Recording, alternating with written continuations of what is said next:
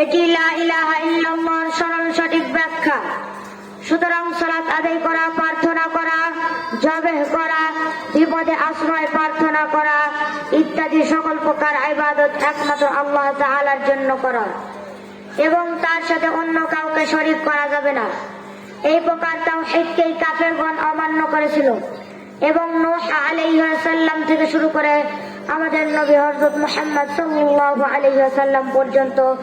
তাদের মধ্যে মূল বিরোধী ছিল এই তাওহীদকে কেন্দ্র করে। ربنا آتنا في الدنيا حسنة وفي الآخرة حسنة وقنا عذاب النار رب ارحمهما كما ربياني صغيرا فانصرنا على القوم الكافرين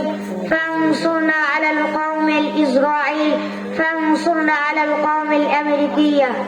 فانصرنا على القوم المنافقين رب ارحمهما كما ربياني صغيرا اللهم اغفر رب ارحمهما كما ربياني صغيرا ربي زدني علما رب ارحمهما كما ربياني صغيرا رضيت بالله ربا وبالإسلام دينا وبمحمد صلى الله عليه وسلم نبيا لا حول ولا قوة إلا بالله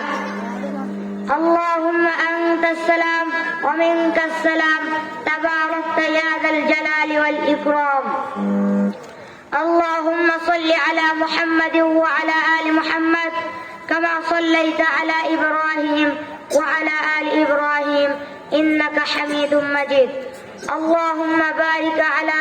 محمد وعلى آل محمد كما باركت على إبراهيم وعلى آل إبراهيم إنك حميد مجيد আমার নাম মোহাম্মদ মাহাদি বিন মামুন মোল্লা, জামিআতুল ফুরকান আস-সালাফিয়া মাদ্রাসার ৪র্থ শ্রেণীর ছাত্র এবং হেফজ বিভাগ ও ইংলিশ ভার্সন এবং আরবি ভার্সন ও বাংলা ভার্সন ও স্পেশাল বিভাগের ছাত্র। সবাই আমাদের জন্য দোয়া করবেন, আমরা যেন বড় হয়ে দ্বীনের খাঁটি দাঈ আল্লাহ হতে পারি। আসসালামু আলাইকুম ওয়া রাহমাতুল্লাহি ওয়া বারাকাতুহু।